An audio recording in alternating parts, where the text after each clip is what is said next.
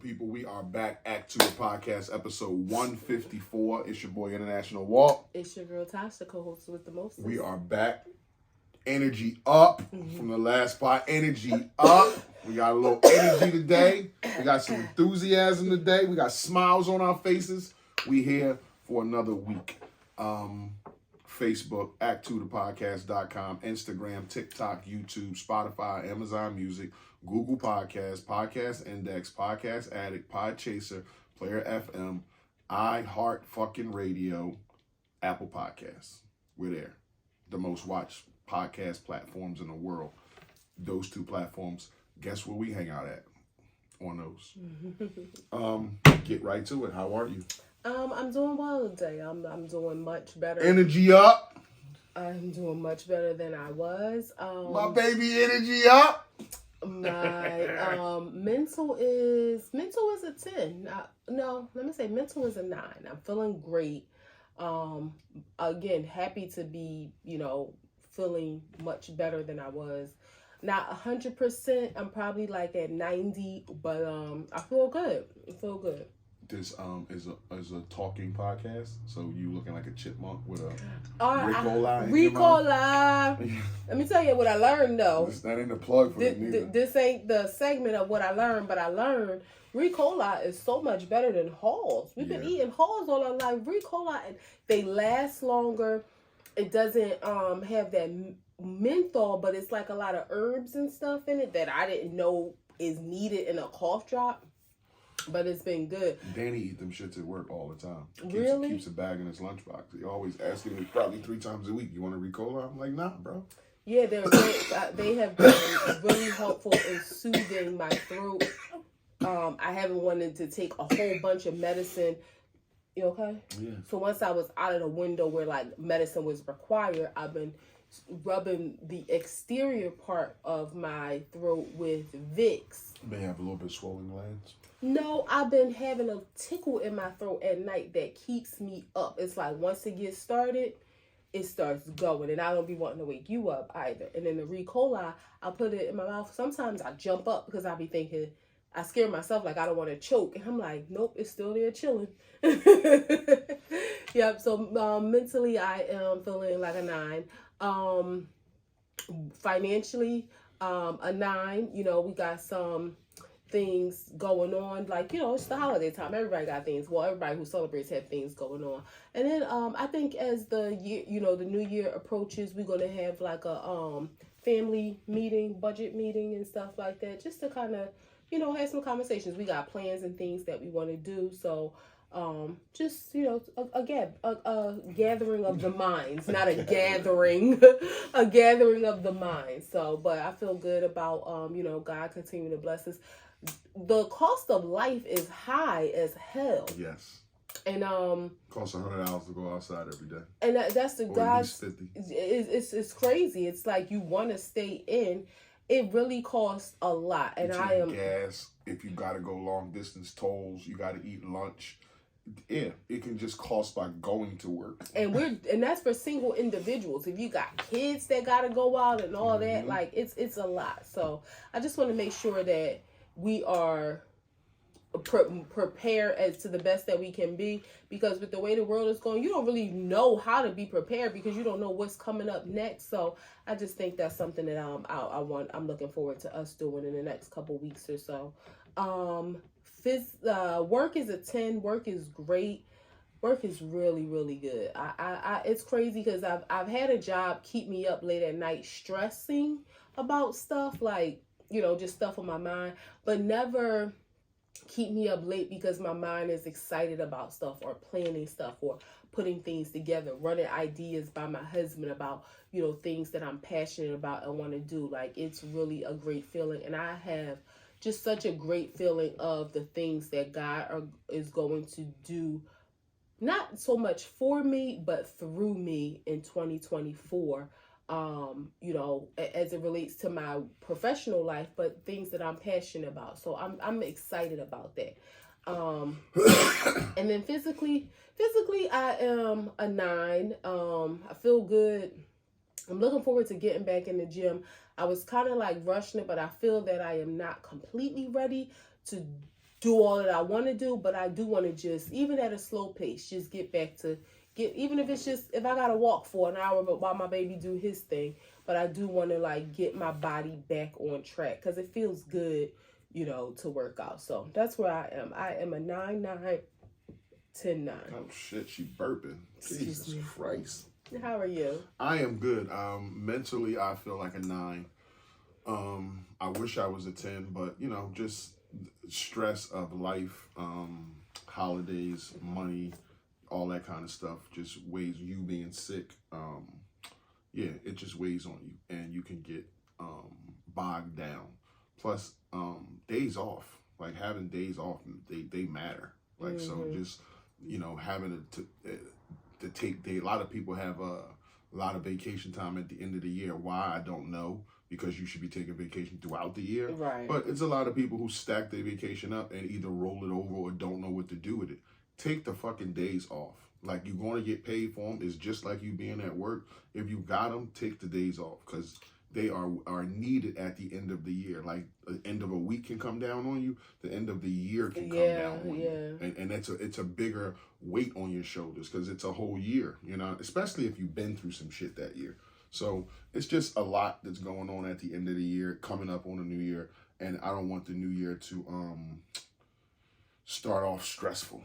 You know what I mean? I wanted to start off light, easy, and all that kind of stuff. Finances, I feel like is a 9.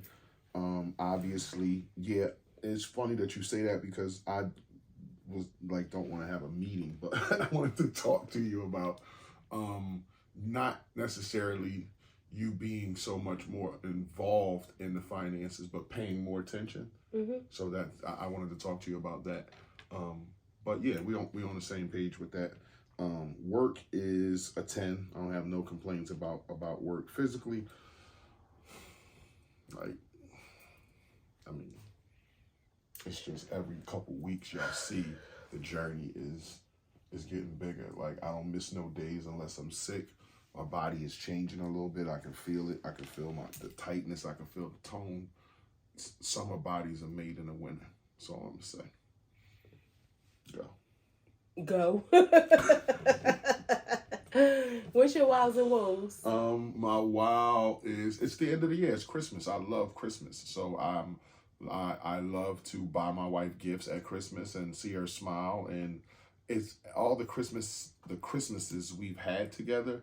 I bought her a bunch of stuff, and she's bought herself stuff throughout the year. So it gets harder as we get older, but the simple things that you pay attention to, like you pay attention to what we say to each other, and you go with that. So yeah, I can't wait for Christmas to come, and you're looking forward to it. Yeah, I'm looking forward to Christmas. Just that we don't want to say that, but I'm looking forward to Christmas. Just being in the spirit of Christmas, hearing the carols. I hope it kind of snows lightly, like that kind of thing. Like, I'm talking about like an inch, like that kind of shit. Just to show some white. If the sun come out, it's gone. Yeah, like just to see a white on Christmas. Enough. If I'm at work, it's like, all right, I'm going home. That kind of like light snow. Well, you ain't gonna be at work on Christmas. No, not on Christmas. I'm just saying any of these days. Okay. Where if it's like, oh, it's flurrying out there. I hope just to see a little white so I can go home. Yeah. So yeah. And that's how what was that? My wow? Your wow. My woe is, what's my woe? Did I have a woe? Just the stress of the end of the year. I don't want it to bog me down and have me start my new year off stressful. So that's just my woe, is that I'm trying not to, I'm not going to say spiral out of control because I'm not like on the edge, but I'm just trying not to feel so heavy. That's all. Okay. Yeah, if I can put it any plainer than that, but just try not to feel so heavy. So are you my wows and woes? Yeah, what you got? My wow is just I'm happy to be feeling great, feeling better, or I'll say feeling better. Being on the upside That's of one being, of them times when you sick. You should state the obvious. Yeah. Like, nobody wants to feel like shit. Not only that, it's just getting older and being sick is just different. It's just different. Shout out to all of the people who are going through some kind of illness right now. Quite a few people have told me that they are. wishing you all a speedy recovery. And y'all, it's mask time again. Like it is, you know, it definitely is. You got to protect your immunity, protect your family. So I'm just happy that I am on the upside of healing. Not like to I cut said, you I off. feel like I'm like 90%, not 100.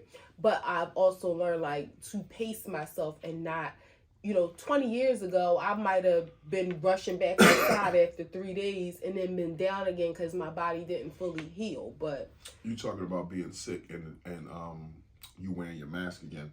Just like everything is correlating because like I've been at the gym and you haven't for a week or so because you've been sick. It's more crowded now, and it's so weird that in the winter when it's getting cold, like we get these 30-degree days and these 20-degree days, and sickness is going around. It's more packed than what you remember if you're going in there at the time that we go in. You see the same people, but you see more people. you And know it's what like, that is, damn, though? why are, like, it seemed like everybody's getting in here now. Like, it's No. almost, if we saw 100 people in there, it's 50 more. No, you know what that is? What? It's that end of year thing of, oh, it's coming in the year. I gotta get in shape. I gotta start Really? going to the gym. I thought that would be like 2 weeks after the first It's going to year. be even more. But you have those people who are thinking like, I don't want to be that person that just starts in the new year. So let me start it now. And then you are still going to have those people that join in January, like, you know, as a resolution to start. And then it'll kind of fade out. But I say that to say that's more people, more sicknesses. It's like more crowded in there is what I'm saying. I'm not, you know. So you're next to more people on the treadmills. You're next to more people on the grass part. Like, it's just like, damn, it's a lot of people in here. I agree with these people. You know what I've seen somebody have, and I shouldn't even say this because I don't want you to run out and get it for me, and I know how you are. But have you seen the walking pads that people have like at their work desk? Mm-mm. It's a treadmill. It's just flat. I don't know why they call it a walking pad, but it's a treadmill that's probably maybe as long as this table, and it can go. The one I seen goes up to 3.9 miles an hour, and it has like a stand where you can like put your keyboard on it and like here if you're walking this way here at the end and have your keyboard in front of your desk. Or I mean, you don't have to use it at your desk. You can put it on the side of your bed if you want. It doesn't elevate or anything, so it's just flat, but it moves. It's a treadmill. My first instinct is you can't walk sitting down. I said it's a stand that stands up to put your keyboard on so that you can stand. So you can stand at your while desk. You walk Okay, too. I missed that part. Okay, Yeah, that but makes more sense. I'm about to say being at your desk and doing this shit ain't burning nothing. No. You can stand up. I mean, they said you can use it for the office. You can use it for the side of your bed. So it ain't this big unit. It's just a flat belt. It's literally, it looks like a mini treadmill where it's probably as long as this table, where it's just enough for you to walk. You can jog on it. It ain't huge. It has like the, I guess, push buttons and stuff down here. I mean, of course, they have different versions. Some more, I've seen some that were So how would you get off of it? Just jump off of it? No, it has a remote control. Okay. Yeah, it has a remote control. But I say that to say it made me think when I seen it because I want to build up my stamina and working out with a mask on. And I was like, oh, maybe I could use this and practice in the house because I am a little leery about going to the gym, working out with a mask, but I'm going to get through it. Like, I'm going to figure it out because it's journey. So I just feel like I have to figure it out. But that's my wow, just feeling better. My woe is just, I would say just this season being bright and cheery for so many people, a lot of people, and it being not that for others. Yeah. Like, you know, regardless of what the reason, but specifically because of people that, you know, may have lost loved ones and stuff. It just brings things into perspective. Gifts are awesome. You know, I love to buy my husband things. I like to think that I'm easy to buy for because I really like anything. Like, I just like gifts. Like, I really like anything, but I love to do for others too, especially him. But it just brings things into perspective. Like, the greatest gift of all, other than the gift of Jesus Christ, is our life every day. And being able, you know, God willing, to wake up on another Christmas is just a gift in of itself. And because everybody's not going to have that gift. So that's just kind of, somebody who I know, who, I care about a lot. She doesn't even celebrate the holiday, so it's not like a holiday thing, but she lost someone very, very near and dear to her. And just to know that she's hurting in the way that she is, while, most of the world is celebrating and happy and jovial, regardless if this is Christmas time or if it was June. Yeah. It kind of just brings life into perspective. So these are months too. It's not just the season, but this December is no different from July except the weather. Yeah. So, shit still go down in December. Love to you. I'll just call you AB. Don't want to put your, whole business out there. We are thinking of you and we love you. And, well, I love you. My husband doesn't know you, but we have an editing room too, so you can also just talk freely and then just edit the name. Well, no, I want to say AB so that she knows that it's her, and our, our condolences and sympathy to you and your family. Okay. Yep. So, another thing that has kind of got into my crawl, right? You went out today from the first time from being sick. Well, you kind of ran out to do a work thing, but that was like 5 minutes. But you was outside today, like talking to people and outside. And this was your first time in a while since you was sick. And you had some healthcare woes. Yeah, so this was my first yesterday, or I kind of ran out, quick little run. What was literally the first time I was outside of the house in 7 days, other than like walking to the door for some oxygen. But today I had a doctor's appointment. I told y'all about my hand, right? And this is just one of those things where you think to yourself, is this a sign of aging, or is this just a sign of being woke in the state of, really? What? Don't do that. What? Put your ring on. Cut it out. It's on. Being woke in the state of America and what is going on. So my doctor's appointment, I go and I need some further follow-up, or ultrasound to be specific, of my hand. And the medical doctors that I use, they're part of a huge healthcare system. And they told me that they do not perform ultrasounds of certain body parts. It doesn't even matter what body part it is, right? In my mind, I'm thinking, you're a hospital. You're a multi-billion-dollar business. A hospital is a business, right? Regardless of, they're there to care for people and all that. They're a business. They ain't caring for people for free. Yeah, they charge. Exactly. And a business goal is to stay in business. Yeah. Right. So that, like, in order to do so, you gotta make money.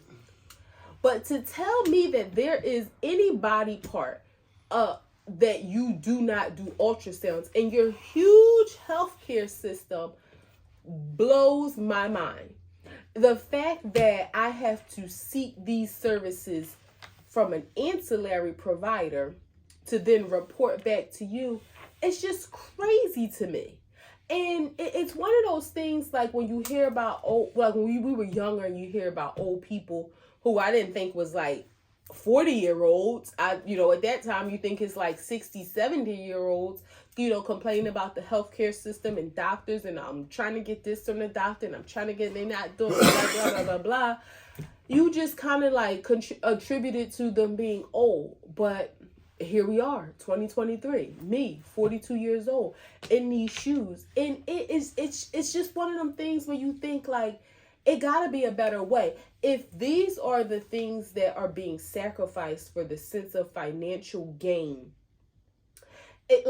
how much further are we gonna go?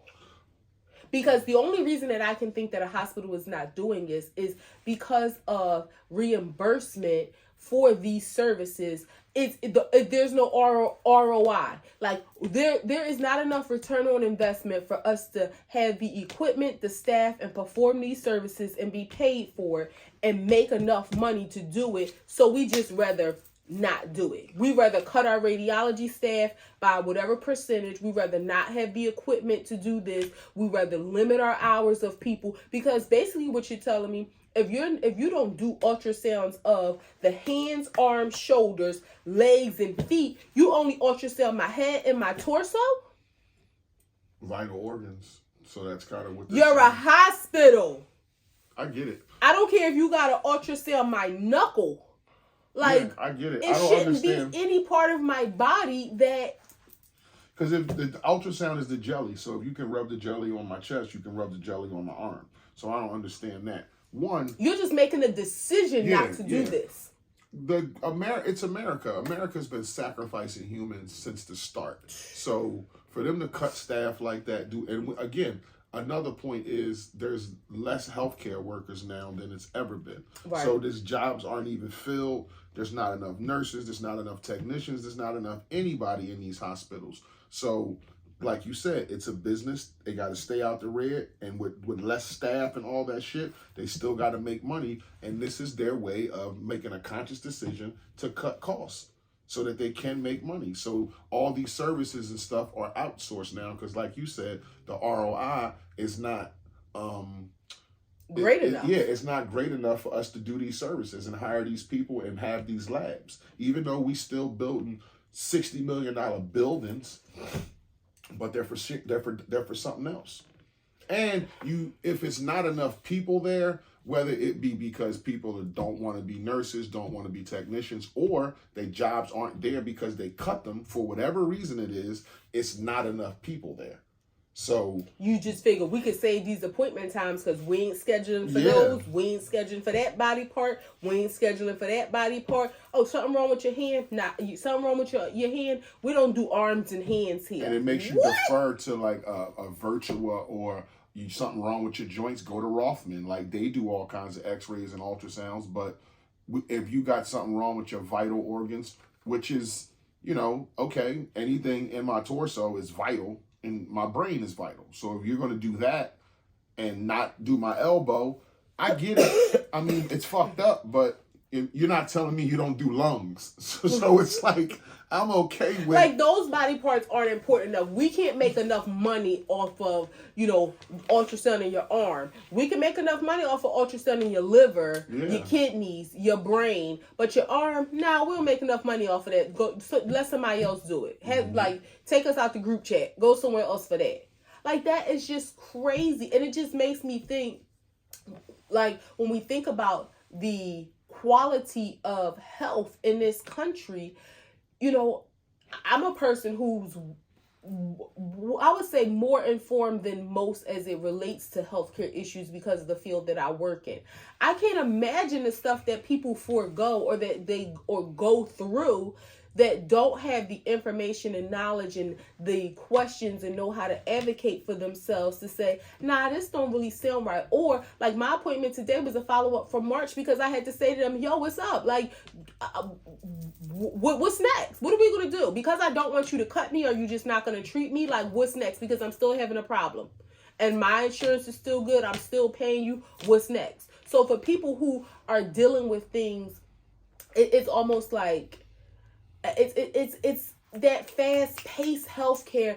It's disturbing, and I really, and I think that too makes me more passionate about my job and what I do, because I see how many people. Not that I'm being mistreated, I don't feel like that I'm receiving the quality of care that I expect. And that's a bad feeling when you go to work every day and you pay for insurance and you think about, I'm doing all the right things to get the health care that I'm supposed to get, yet it's subpar. And 10 years ago, I would have been like, damn, it's a shame if I heard somebody complaining, because I felt like I know the healthcare system was so much better, but I am seeing with my own eyes the denigration of this, just the system. Yeah. The system itself, just like you said, not enough like the healthcare people. system, the banking systems, just about any kind of system you name in this country, it's flawed in a serious way. It's flawed in a serious way, where anybody can pick out of these systems major things that's wrong with them. And when you start talking about healthcare, it's like it should never be anything wrong with that. Like healthcare, you talking about the consumers, the people who buy and consume everything that's on this earth. So if you don't care about us and you just like let them die because this person can't get an ultrasound, or this person could have a tumor in their fucking arm or some shit like that, and you don't do arms, and it's like, now I gotta go to 2 different other places to do arm. Oh, my arm stopped hurting, so I ain't worried about it. It's like it's an ongoing thing, and it's bullshit. Yeah, it's certain, like you said, it's certain systems that should be fail proof. Yes, the Planes police, flying in the air, police servicing and protecting military, the community. Yeah, military, healthcare, healthcare, yeah. school system, yeah, education, like, yeah. That should be fail proof. It's just crazy. Let me just pivot for a moment, right? I had a thought today, as I was driving to the doctor's office. Drove through a very affluent area, right? Big, beautiful homes. And I saw an elementary school. They actually said upper elementary. And I'm thinking, like, growing up in the hood, you get elementary, middle, high school. But they had an upper elementary. I don't know what the distinction was between lower and upper, but whatever. And it made me think to myself, right, where we live, very nice area. I would say middle class area.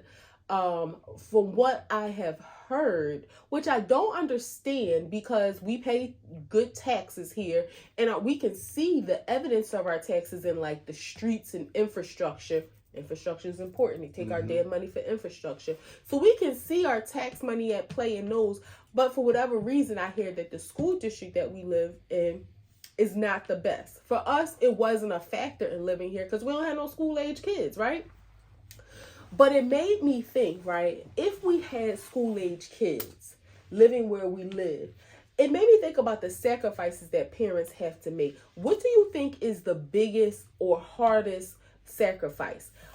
Would we pay for our kids to go to private school, or would we sacrifice to live somewhere else that is maybe more expensive, where we might have to downsize or something, but to live in that area where the schools and education is better? I think we would sacrifice our lifestyle for our kids. So, but in which way? I think we would move to a more expensive neighborhood. Okay. Yeah, I mean, we do well for ourselves. We make a lot of money, and we would be able to move to a more affluent neighborhood to be able to have our child in that environment, to get our kids a better education. I don't think we just would sacrifice our lifestyle, whether it be me smoking or us going to dinners or it would be something like that. We would cut out ancillary things that we do as parents for our kids. Right. But I don't think we would let them go to a fucked up school. No. It was private school. Stay here or pay for private school. Because, and you know what, it made me think to myself, then it's a shame because when you have kids don't like being busted. Well, I mean, they would probably get bust anyway, because like in this area, the kids all get bust. The busting I'm talking about is busting to you black kid going to a predominantly white school, a private school or something. Yeah. Well, it is crazy because I thought to myself, when you live like just the yellow bus. When you live in a more affluent area, not to say that people don't still send their kids to private school, but it kind of takes away that. It's like you're already paying for the education system where you can send your kids to the public schools that are great because of the area you live in. The tax dollars that you pay are being used. You have a voice on the school board. Those residents typically go to school board meetings more frequently. And so you don't always have to think about that.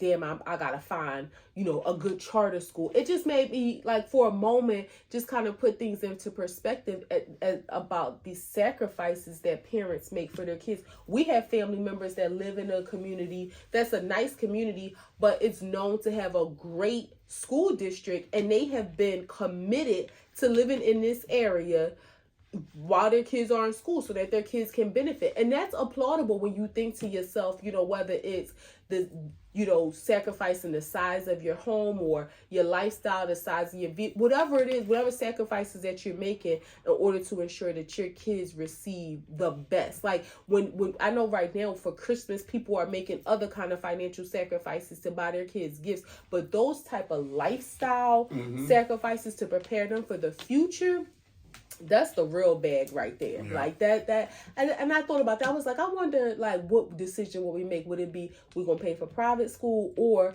we just going to live in a different area, may cost more, but our kids going to have the opportunity? Because that is what is so important for so many children. I'm going to say black and brown children, black children. I'm going to say black children.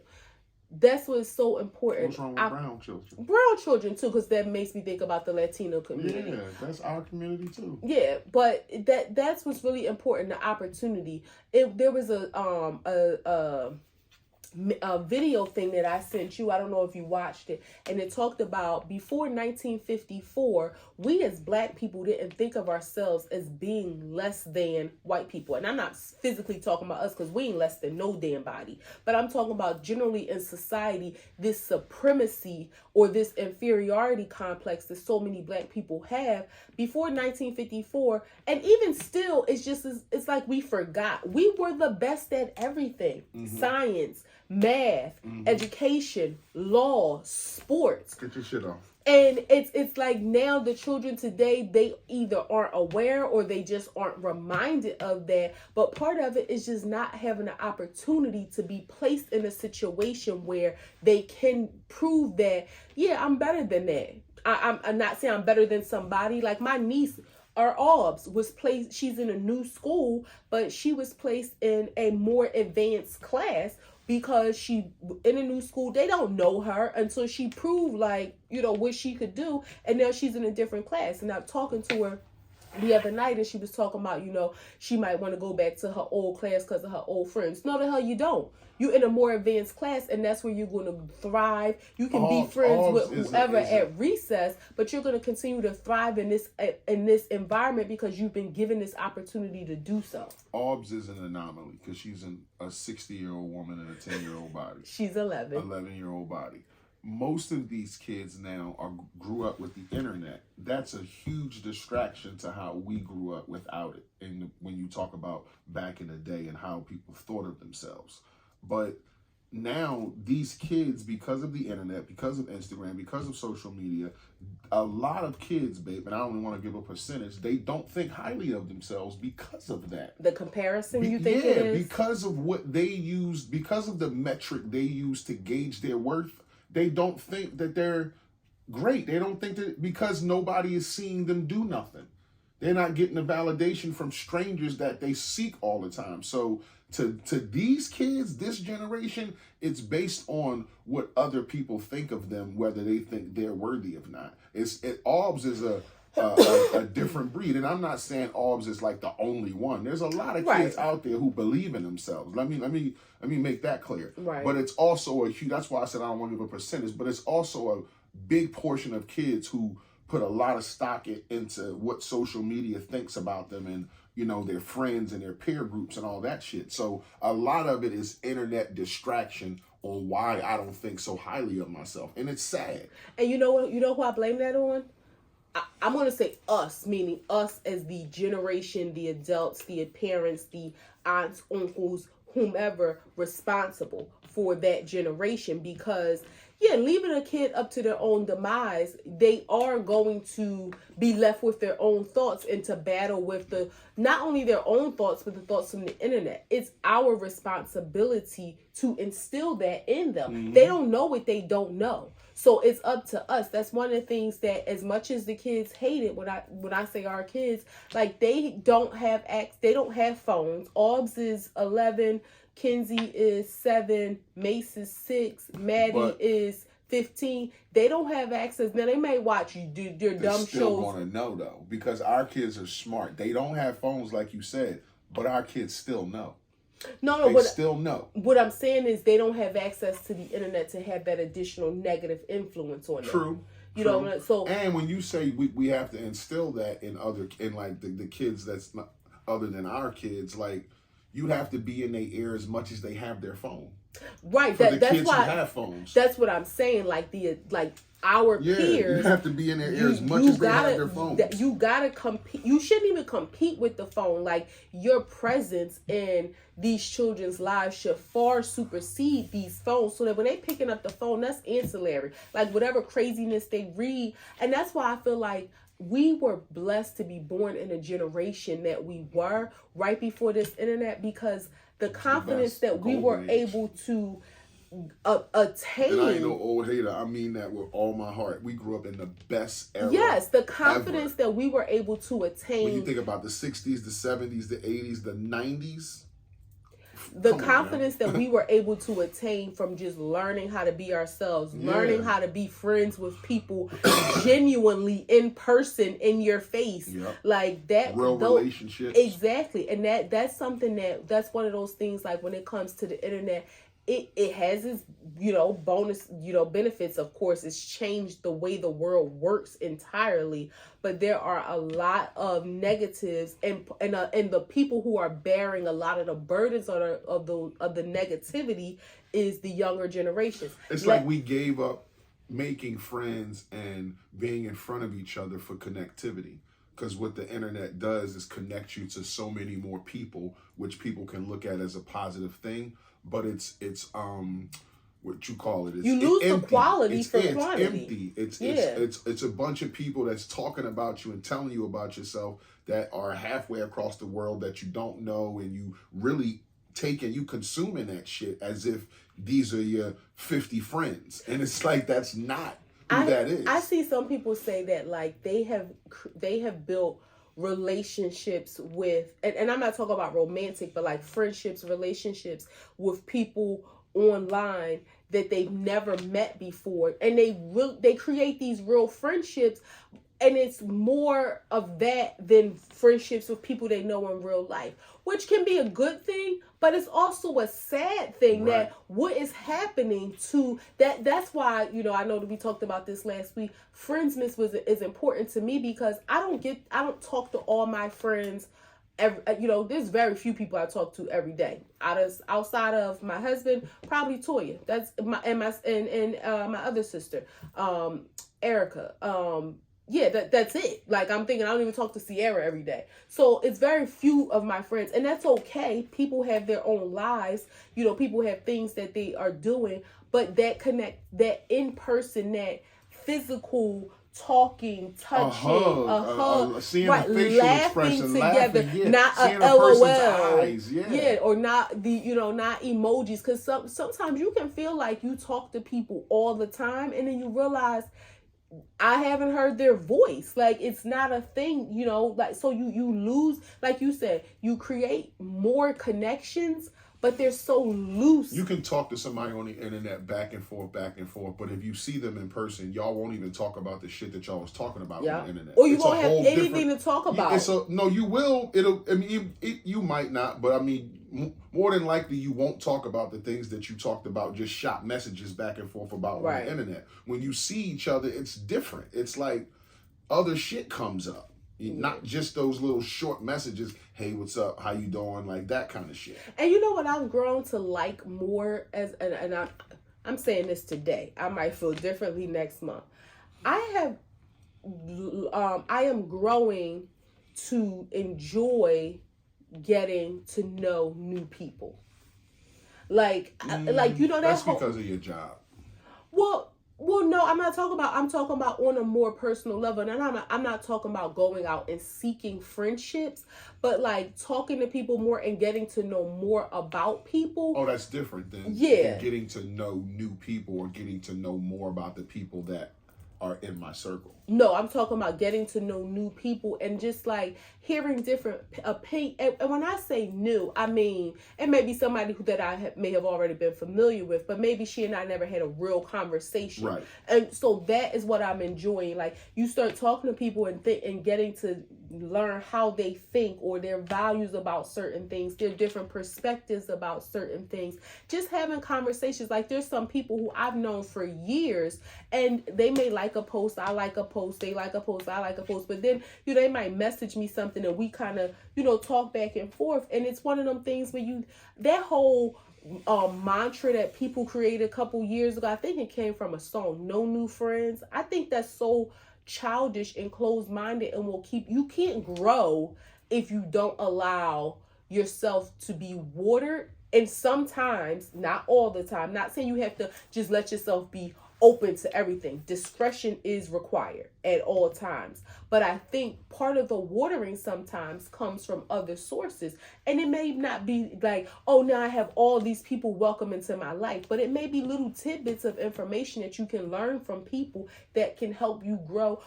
and or you offering to other people that can help them grow. I hear what you're saying. I received that, but I totally disagree. I don't think that you have to meet new people in order to grow. I don't think you have to, Yeah. but I think it can be helpful. I definitely don't think it can be helpful. That's why I said to. I receive what you said, but I don't think you have to. I don't think for people who say no new friends, and I'm one of them sitting here today, like you say, your mind can change, but I don't think that you necessarily have to meet new people or have new people in your life for you to grow and learn new things. Like, you can seek stuff, you can, go places, travel, you can do things and like have different experiences for you to learn and grow, read books, all that kind of stuff. So right, but when it would help it can help, like you said, to meet new people if you don't do those other things like I said, but you don't have to meet new people. I agree. And I'm not saying it's required, but like when people say no new friends, I'm not saying I'm out here waving a flag like, hey, I'm looking for a friend.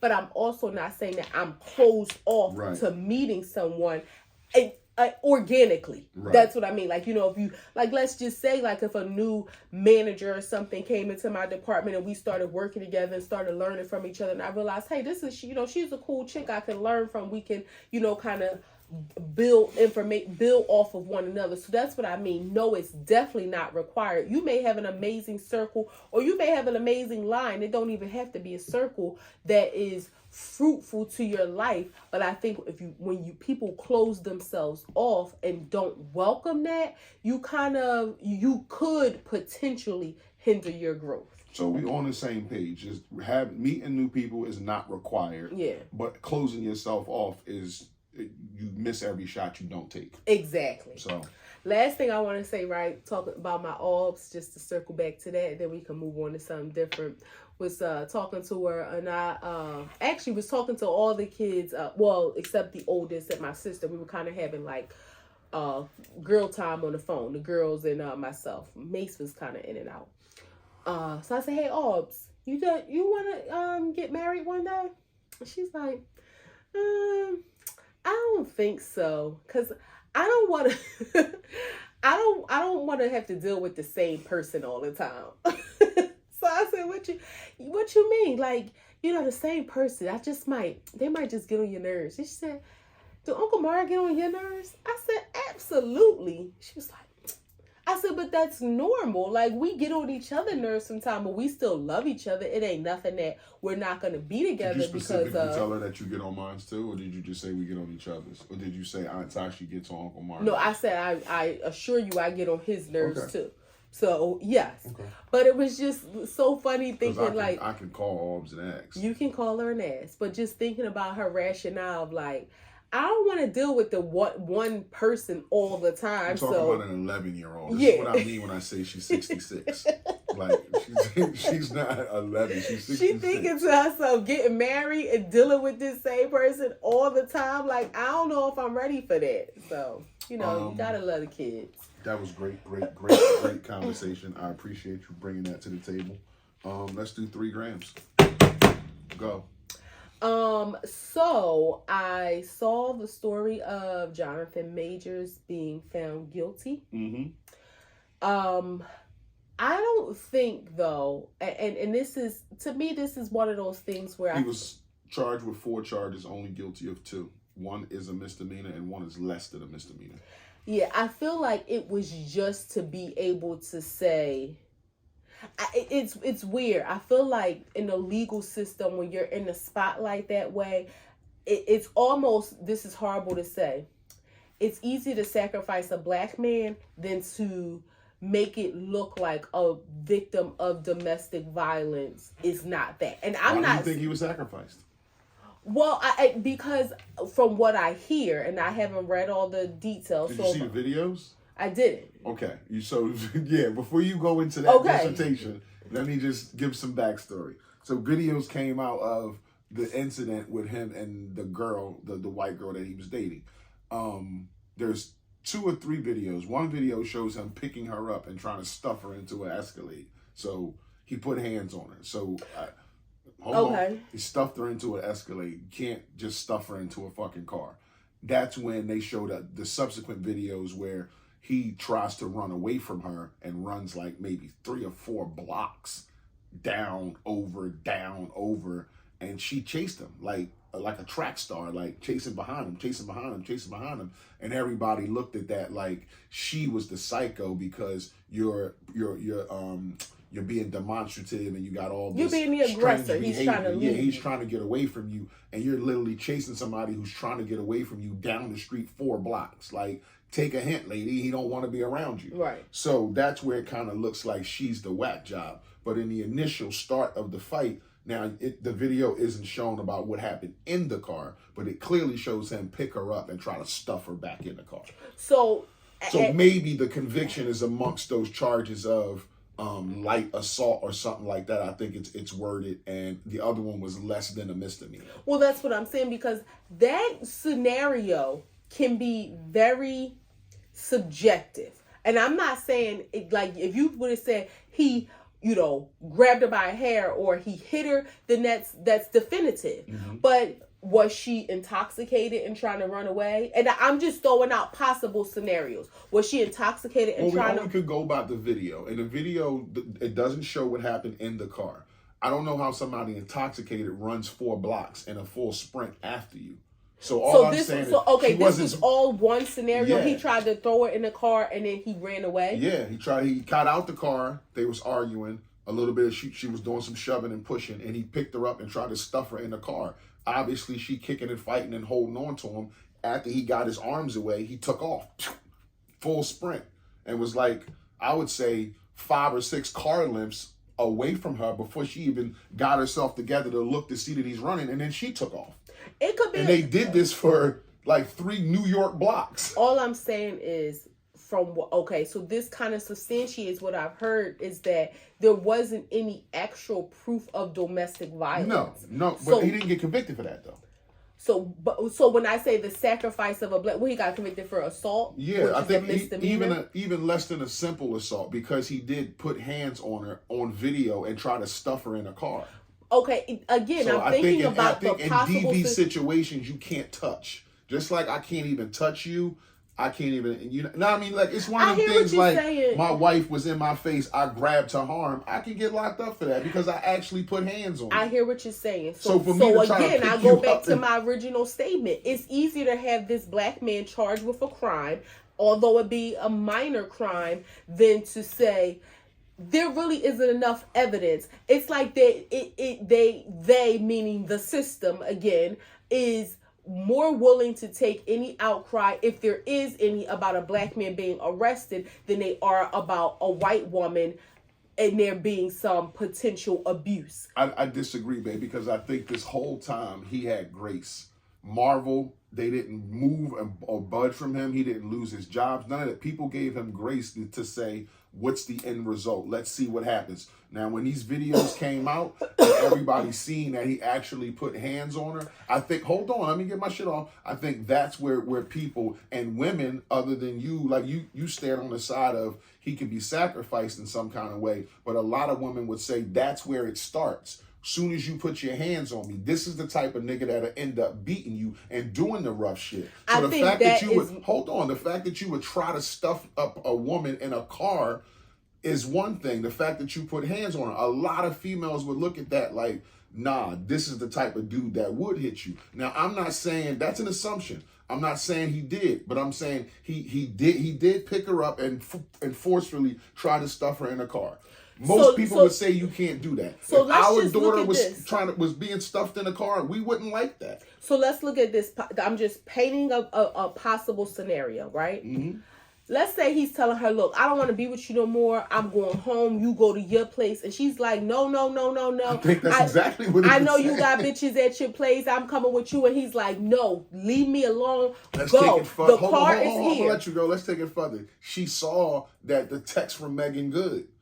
That's what this was all over. She saw the text in his phone from Megan Good. That's why the fight started in the car. Okay, so he's like, no, go to your place. The car is here. I'm going home. We can talk later. And she's like, no. So he's putting her in the car to try to get away. Technically, should he put hands on her? No. But did he hit her? Did he assault her? Because okay, you can say you shouldn't force anybody anywhere. He's trying to create space, and I'm just painting a subjective picture here. He's trying to create space to avoid maybe any tension, to avoid us from fighting, to avoid, from arguing, or maybe he's just really trying to break up with you. So that's a possible scenario, right? Yeah. Okay. Let me just play a quick devil's advocate. The same plausible scenario is if a man and a woman is fighting, and a woman, well, let's say a man and a woman. A man and a woman is arguing, and the woman starts to hit him, and he pins her against the wall to keep her from hitting him and punching him, and a person sees that. Is that wrong?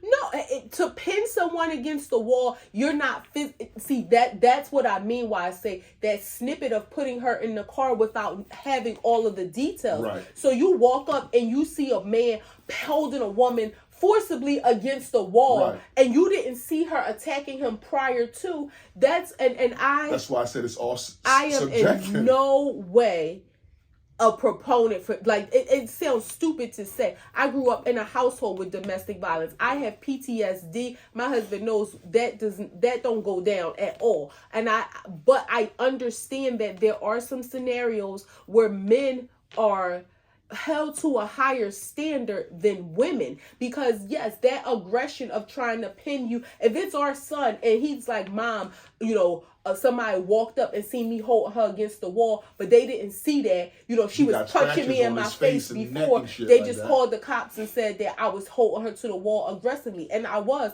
So that's what I mean when I say there are factors that make certain scenarios subjective, and in this case I feel like it was very subjective. But and I'm not talking about Marvel, because yes, they gave him the grace. In the eyes of the law, though, baby, if the cops pull up in both those situations, the man is going to jail. Which is sad. If the cops pull up and you are trying to stuff a woman into a car, and if they get a call about it's a man and a woman fighting, and they pull up and see you trying to stuff in a car, they're going to handcuff you and lock you up. If the cops pull up and get a call about a man and a woman fighting, and you got a woman pinned against the wall, and she's flaring around trying to get away, and you got a pin, you're getting locked up. Which is sad. Because women need to be held to the, like, let's say they could have been in that car, she could have been tearing him up, and he probably said, I'll walk. Like, I don't even need the car to drop me off. I'll walk. You get in the car. Leave me alone. He probably ran to get away from her so that it wouldn't be a fight on the street, because he knows a black man and a white woman in New York City, if she has started aggressively attacking him and he tried to defend or even protect himself, it could have been viewed very differently. But let me just say this too. At the same time, though, I think that he shouldn't have stuffed her in the car. And what you just said, those words, is spot on. But and also it coincides with the tapes that came out of him.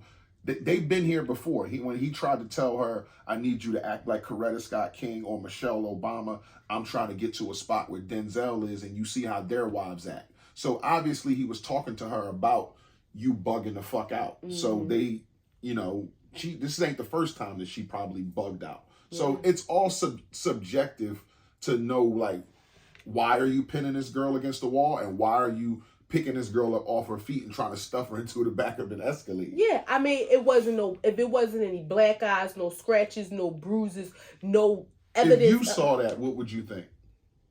I would think, if I saw that and I see him running away, I would think he probably trying to get her in the car so he could get the hell away from her. I think you're exactly right, but I think you go wrong when you put hands.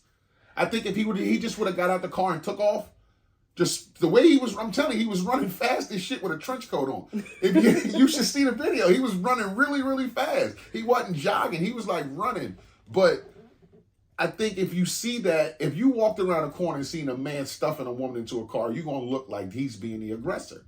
Just as if you seen a man pinning a woman against a storefront, you're going to be like, what's going on here? Yeah, but again, you can't make any rash judgments without knowing all the details.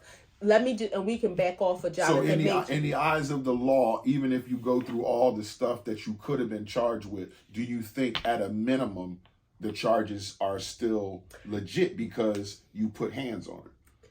And that's on video. So at a minimum, he's facing a year in jail. His sentence in his next week. He's probably going to get some community service or something like that. to have a charge, to have a record, to lose your career for something like that, Marvel, they dropped I him do not immediately. think that is worth it, especially when you consider all the factors. He was trying to de-escalate the situation. The risk, it wasn't like, like I said, he'd been here before. He should have got away from that girl because, again, just the news that came out about the Marvel stuff that he got dropped from, they had like 10 movies, a universe that they was going to build around this dude from 2023 to 2026. And you know what's crazy too, though? Okay, maybe that's like Marvel, like millions they and could millions have of asked dollars. the driver, like, okay, what was going on? Like, I just feel like there's some other factors that should have been considered. Losing his career, I mean, his career is one thing because hopefully, people forget things, unfortunately, even some things that they maybe shouldn't. So maybe he'll have an opportunity and his career will pick back up. But the fact of having a record and another black man having to do time behind something like this, I think that's sad. I think he was sacrificed. Well, but still, just having that on his jacket, I think he was sacrificed for the sake of we don't want to look like we're not taking domestic violence seriously. But let me also say this, and not that I'm no huge proponent of Jonathan Majors. Yes, this is another example of a black man who feels like, oh, we need our sisters. We need our sisters. So like Jeezy. We need our sisters. but you ain't need your sisters when you was with the white lady. He was cheating with Megan Good. The text came. She got his phone and broke into it and seen the text from Megan Good, which is why the white girl started to fight in the car. But what I'm saying is you was cheating with Megan Good. You were cheating. You were creeping with Megan Good. But you was out front with the white lady. And now when things went left. The way you saying it is like he's coming back. He was already on his way back, is what I'm saying. I hear what you're saying. He was already on he already said, I got to get away from these white girls. And he was already coming back to a black girl. It's not like this happened and he said, oh shit, I got to get a black girl in my arm. He was already made the decision that snow bunnies ain't that fun.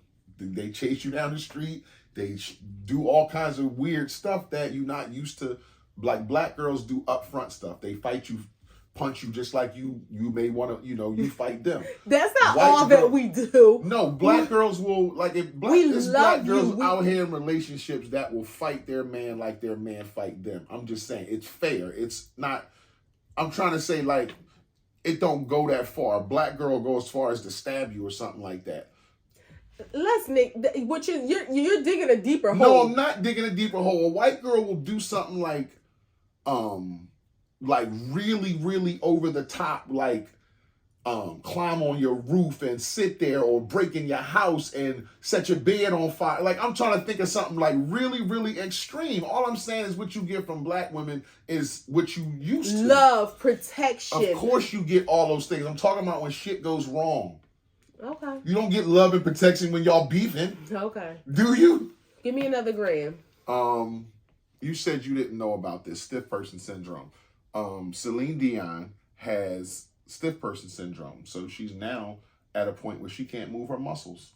She can't sing no more. Vocal cords is all shut down. Her muscles is all shut down.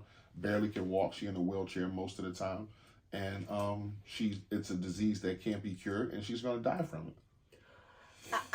It's called stiff person syndrome. Why is there no other name for I don't know, this? because your muscles spasm in a sense where your legs can stiffen for like 12 hours at a time, like lock up in a muscle spasm. Your back can spasm and stay that way for 10 hours.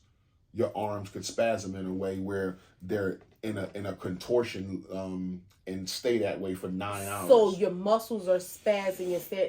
Could this also happen to your heart, which is the largest muscle? Yeah, that's why I said it's incurable, and eventually she's going to die from it. Wow. I have no. Is this a rare disorder? Obviously it is. I looked it up, but it's enough people get it. That's horrible.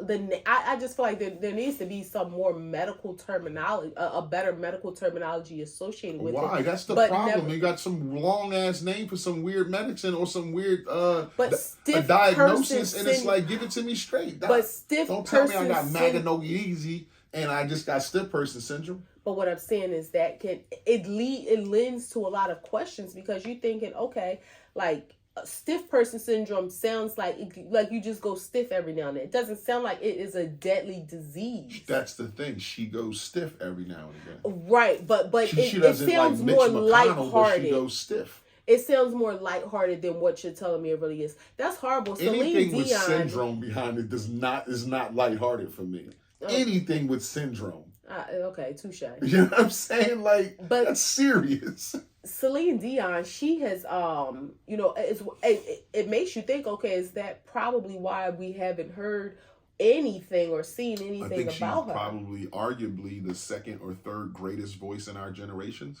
I would agree. I would think Whitney Houston, Mariah Carey, Celine Dion. I don't think there's any three singers that have a better voice than them. That's debatable, but I think she's definitely up there. But that's. I'm talking about generational voices. No, it's only three, babe. Patty. That's not our generation. Celine Dion isn't our generation. Yes, she is. Celine Dion's like 70. She's like 60 something. 60 something, 70. Patty's 85. What you're talking about? Neither our generation Patty's is 85. what I'm saying. What are we talking about? Okay, is our generation. Whitney's the generation before us. Whitney's our generation, babe. Maybe not yours, because she's your generation too, even though you're a little younger. Whitney's your generation. I'm just okay. All right. I love Whitney. That's my girl. Last gram. Just want to also give another condolence to the photographer and videographer, I believe it was, that was in the Chopper 6 helicopter that crashed. Also the pilot. Oh, okay. I thought it was just two people, and I thought he was one of those. So three people? No, it was two people. The pilot and the camera guy. Oh, okay. So the camera guy was a photographer, videographer. Yeah. Okay, all right. Yes. It's, you know, Chopper 6 is one of them things that is a staple. And since we were little kids, I've been seeing that thing fly across the sky. And this is the first time that was shocking to me to see that shit come across my time, like Chopper 6. This was the first time that I can recall that there has been an accident of this magnitude. That's like seeing a Coast Guard helicopter have an accident. I know anyone can have an accident, but it's like, y'all are the helicopters. Like, yeah, Chopper 6. And not too far from, you know, from our home, you know. Yeah. But yeah, just to hear that happen, you know, quick half-hour ride. The Channel 6 family, I'm sure, is brokenhearted. You know, we know the news anchors, the people that are on the cameras every day, but there's so many people that work behind the scenes, and watching the news is one of those things that is generational. Like, some people grew up watching Channel 3. I don't know a lot of people that grew up watching Channel 3, but some people Channel 3, some people Channel 10, some people Channel 6. We were a Channel 6 household. We were a Channel 6 household. Every sane person was Channel 6. If you went to somebody's house and they was on 10, it was slow and boring. Yuki Washington. A lot of people watched Yuki Washington growing up. We didn't. No. But I knew of him, but I didn't watch his... But again, Yuki Washington was sports when he first came out, so that's probably. But I'm just saying, he was 3 or 10, one of those. He wasn't Channel 6. No, he was 3 or 10, but I'm just saying he did sports. So if sports is going and he's giving takes on the sports teams, you know how sports is in Philadelphia. So I could see how people would get to respond to him, but I'm just saying he wasn't on the news like Rick Williams. It was the same like with the with the stories. Some people watch like General Hospital in those, and some people watch like my grandma's household was the As the World Turns. That was Channel 10. No, that was Channel 6. Yeah, As the World Turns. Bold and the Beautiful. Yeah, that like she didn't watch the Days of Our Lives and General Hospital stories. So, you know, that was like different generation, different households. That's like some people watch Dallas and some people watch Falcon Crest. Now that was before my time. Both of them? I mean, I remember hearing, I knew of them, but like I used to watch the stories with my grandma. Like I was in it. So think about back then. Those were primetime stories. Yeah, those were soap operas at nighttime. Risque. Yeah. Maybe had a murder in them or something. Yeah. Sex scene. I knew like JR and all that. I knew what they were about. Some shit you didn't get in the daytime because they came on at 9 and 10 o'clock. So it was like they did a little bit more stuff. And my grandma may have watched them, but I was with her in the daytime.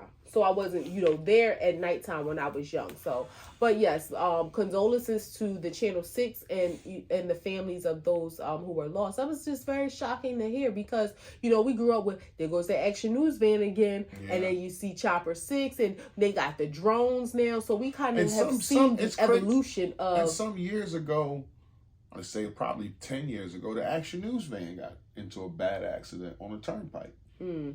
But, again, Chopper 6, since I was a little boy, I've been seeing that 6 fly across the sky or hover in the sky over a fire or some shit. And just to see it crash and it killed 2 people, it's like, damn. Yeah, so, yep. So that was, shocking. Like you said, shocking and sad to hear. Let's do a wrap. Act 2 the podcast, episode 154, coming to a close. Again, Facebook, act2thepodcast.com, Instagram, TikTok, YouTube, Spotify, Amazon Music, Google Podcasts, Podcast Index, Podcast Addict, Podchaser, Player FM, iHeart fucking Radio, Apple Podcasts. We're on a whole lot of platforms, but we are on the 2 biggest platforms. So ain't no reason why y'all shouldn't be fucking with us. So if you fuck with us, you fuck with us. If you don't, you should. Peace.